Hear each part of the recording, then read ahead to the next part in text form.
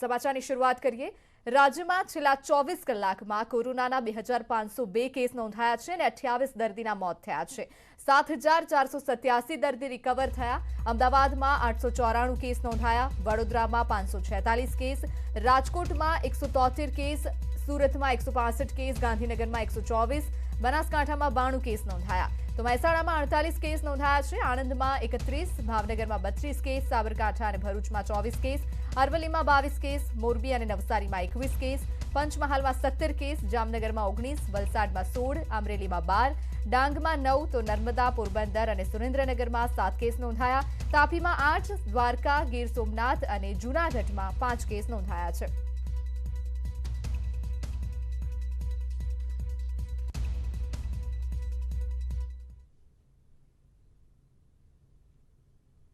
Corona રસીકરણ અંગે ગુજરાતની મોટી સિદ્ધિ। ગુજરાતે 10 કરોડ ડોઝનો લક્ષ્ય પાર કર્યો છે। મુખ્યમંત્રીએ કોરોના વોરિયર્સને અભિનંદન પાઠવ્યા છે। પ્રતિ 10 લાખ 2 ડોઝના લાભાર્થીને 9,96,000 રસીના ડોઝ આપી ગુજરાત અગ્રેસર। 16 જાન્યુઆરી 2021થી રસીકરણની કામગીરી 1 વર્ષમાં 10 કરોડ ડોઝને પાર કરી ગુજરાત અગ્રેસર છે।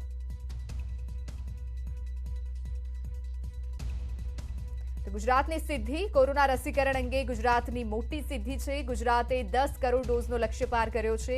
સીએમએ કોરોના વોરિયર્સને અભિનંદન પાઠવ્યા છે। પ્રતિ 10 લાખ 2 ડોઝના લાભાર્થીને 9,96,000 રસીના ડોઝ આપીને ગુજરાત અગ્રેસર છે। 1 વર્ષમાં 10 કરોડ ડોઝને પાર કરી ગુજરાત અગ્રેસર થયું। 16મી જાન્યુઆરી 2021થી રસીકરણની કામગીરીનો પ્રારંભ થયો હતો। 31 જાન્યુઆરી 2021થી ફ્રન્ટલાઇન વર્કર્સનું રસીકરણ। રાજ્ય સરકારે વેક્સિન અભિયાનને ઝુંબેશ તરીકે ઉપાડીને હર ઘર દસ્તક અભિયાનથી કોરોના સામે કવચ આપ્યું। 18 વર્ષથી વધુ વયના 98.8%ને પહેલો ડોઝ અપાયો। પાત્રતા પ્રાપ્ત વય જૂથના 95.7%ને બીજો ડોઝ અપાયો છે। 3 જાન્યુઆરી 2022થી 15 થી 18 વર્ષનાને રસીકરણ શરૂ કરાયું। પાત્રતા ધરાવતા 97.9%ને પહેલો ડોઝ અપાયો છે।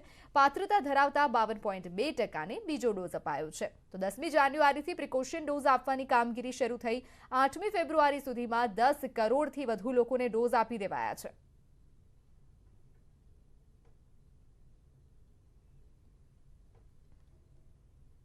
તો વાત કરીએ અમદાવાદ સિરિયલ બ્લાસ્ટ કેસમાં ચુકાદાની।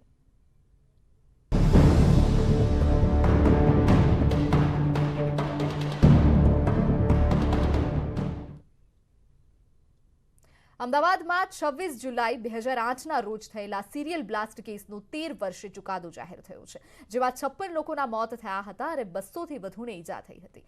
કોર્ટે 13 વર્ષે 78માંથી 49 આરોપીને યુએપીએ હેઠળ દોષિત જાહેર કર્યા છે। આ 49 દોષિતમાંથી એક દોષિત અયાઝ સૈયદે તપાસમાં મદદ કરતા તેને સજામાંથી મુક્તિ આપવામાં આવી છે। તમામ આરોપીઓને કલમ 302 અને 120 હેઠળ દોષિત જાહેર કરવામાં આવ્યા છે। આરોપીઓને વિડીયો કોન્ફરન્સ દ્વારા કોર્ટમાં હાજર કરવામાં આવ્યા હતા। 302ની કલમ હેઠળ આજીવન કેદ કે મૃત્યુદંડની સજાની જોગવાઈ છે।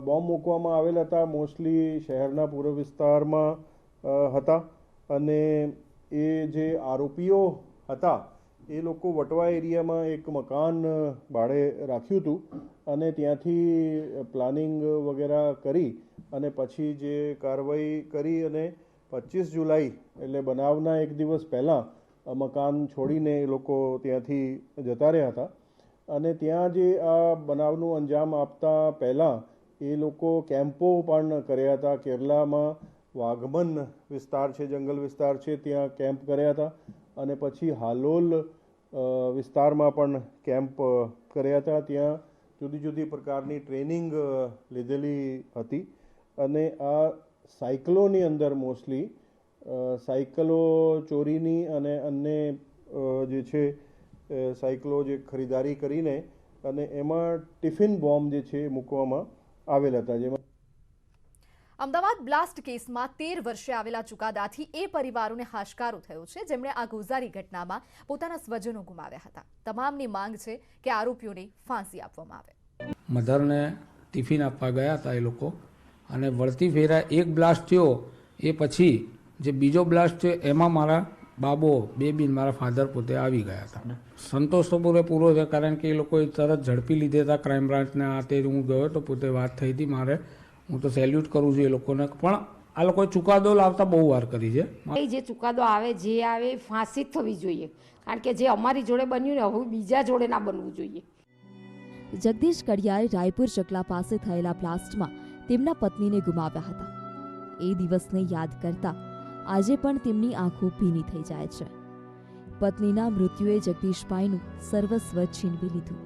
તેઓ ચુકાદાને આવકારે છે, પણ ચુકાદાને વિલંબથી આવેલો પણ માને છે. પછી બીજો બ્લાસ્ટ થયો વાડીલાલ કરીને. અમે દોડતા આવ્યા તો મેં જોયું તો મારા મિસિસ જમીન પર પડી ગયા હતા અને એમને 17 થી 18 છરા વાગ્યા હતા. બહુ જ મહેનત કરી તોય કોઈ ટ્રાફિક એટલો બધો જામ હતો, અફડાતફડીનો મારો ચારે બાજુ દોડધામ થતી, ટ્રાફિક બી છૂટી ગયો હતો. બધા પોતપોતાના ઘરે સેફ જગ્યાએ જવા લાગ્યા હતા. માંડ રિક્ષામાં અમે એમને બીએસમાં લઈ ગયા, માંડ અને ત્યાં આગળ એમને એડમિટ કરી. લગભગ હું માનું ત્યાં બધા ફાંસી ચડાવવા જોઈએ. અમદાવાદ સિવિલ અને એમની પુત્રવધુ કિંજલ અને તેમના આવનાર બાળક ગુમાવ્યું છે, જેમના જવાથી અમે ન પૂરા એવી ખોટ અમારા ઘરમાં પડી છે. અમારા કુટુંબીઓને પર આફત આવી પડી હતી. આ સજા પણ કાલે કોર્ટ આપી રહી છે, ચુકાદો આપી રહી છે. એ ચુકાદામાં ઘણો મોડો ચુકાદો છે અને આ ચુકાદોમાં એવી સજા થવી જોઈએ કે લોકોને ફાંસીની સજા થવી જોઈએ, એવી મારી માગણી છે. આવા તો ઘણા પરિવાર છે જેમણે બ્લાસ્ટમાં પોતાના સ્વજનોને ગુમાવ્યા હતા. આ તમામ પરિવાર સાથે સમગ્ર દેશ વિસ્ફોટ પાછળ જવાબદાર આતંકીઓને દાખલારૂપ સજા થાય તેમ ઈચ્છે છે, જેથી કરીને હવે કોઈ આમ કરતા પણ વિચારે નહીં. હરમેશ સુખડિયા, ન્યૂઝ 18 ગુજરાતી, અમદાવાદ. ધંધુકા કિશન હત્યા કેસમાં તપાસનો ધમધમાટ. જેહાદમાં હત્યાના ષડયંત્ર કેસમાં પોરબંદરમાં તપાસ. એટીએસે આરોપીઓ સાથે પોરબંદરમાં રિકન્સ્ટ્રક્શન કરાવ્યું. આરોપી મહમદ હુસેન ચૌહાણ, મૌલાના અયુબ શબીરને પોરબંદર લાવવામાં આવ્યા. મૌલવી ગેંગે સાજણ ઓડેદરાની હત્યાનું ષડયંત્ર રચ્યું હતું. એટીએસની ટીમે સાજણ ઓડેદરાનું પણ નિવેદન લીધું. એટીએસની ટીમે બપોરે પોરબંદર અને એસઓજીની ઓફિસમાં તપાસ કરી. જે મુસાફરખાનામાં આરોપીઓ રોકાયા હતા ત્યાં તપાસ કરવામાં આવી. મુસાફરખાનાના કર્મચારીઓના નિવેદન પણ લેવાયા છે. રજિસ્ટરની તપાસ. આરોપીઓ જે બસમાં પોરબંદરથી અમદાવાદ ગયા તે અંગે પણ તપાસ. ખાનગી બસના કર્મચારીઓના પણ નિવેદન લેવાયા. હ્યુન્ડાઈ ઇન્ડિયા, કિયા ઇન્ડિયા, કેએફસી ઇન્ડિયા અને પિઝા હટ ઇન્ડિયા વિરુદ્ધ ફરિયાદ દાખલ કરવામાં આવી છે. ફરિયાદીનું કહેવું છે કે આ વિદેશી કંપનીઓ આપણા દેશની અખંડિતતા સાથે રમત રમી રહી છે. ફરિયાદી વિનીત જિંદાલનું કહેવું છે કે આ કંપનીઓએ તાજેતરમાં તેમના સોશિયલ મીડિયા એકાઉન્ટ્સ પર આપણા દેશના સાર્વભૌમત્વને પડકારતી વાંધાજનક પોસ્ટ મૂકી હતી અને નિવેદનો આપ્યા હતા. આ ફરિયાદ દિલ્હી સ્થિત વકીલ દ્વારા દાખલ કરવામાં આવી છે અને તેણે કોર્પોરેટ બાબતોના મંત્રી અને દિલ્હી પોલીસને આ કંપનીઓની નોંધણી રદ કરવા અને કથિત અપરાધ માટે આ કંપનીઓ વિરુદ્ધ એફઆઈઆર નોંધવા વિનંતી કરી છે.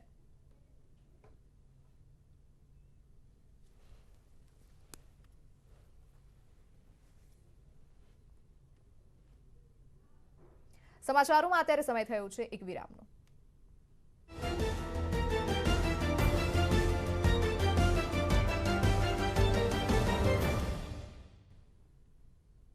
Welcome back. સમાચારોમાં આગળ વાત કરીએ તો કોઈ પણ ભરતી બોર્ડના અધ્યક્ષ તરીકે કોઈ રાજનેતાની જગ્યાએ સચિવ કક્ષાના અધિકારીને મૂકવા જોઈએ.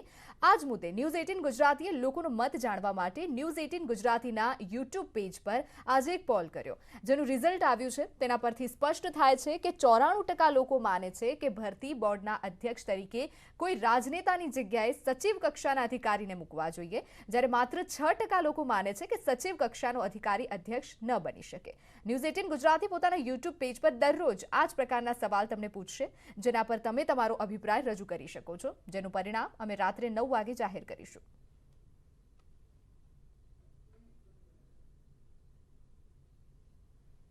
સમાચારમાં આગળ વાત કરીએ ક્રિપ્ટોની સમજની.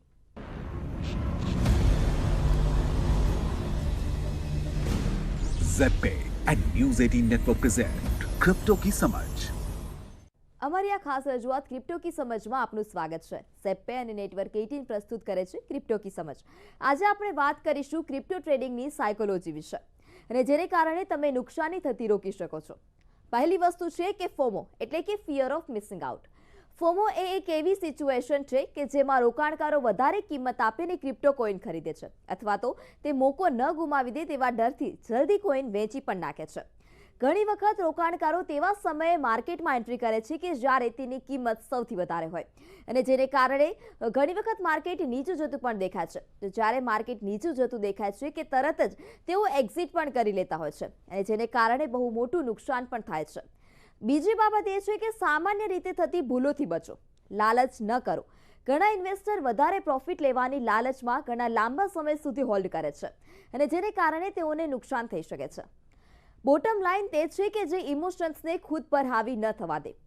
ત્રીજી મહત્વની બાબત છે કે સાયકોલોજીકલ પ્રેશર સાથે ડીલ કરવા માટે અમુક નિયમો બનાવી લો.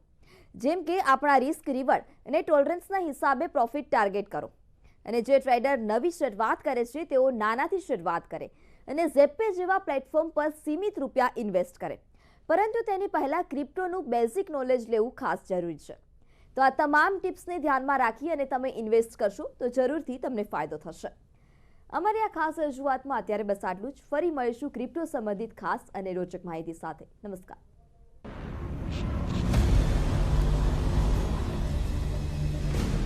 ZPay and News 18 Network present crypto की समझ. તો સમાચારોમાં અત્યારે બસ આટલું જ. મને રજા આપશો. નમસ્કાર.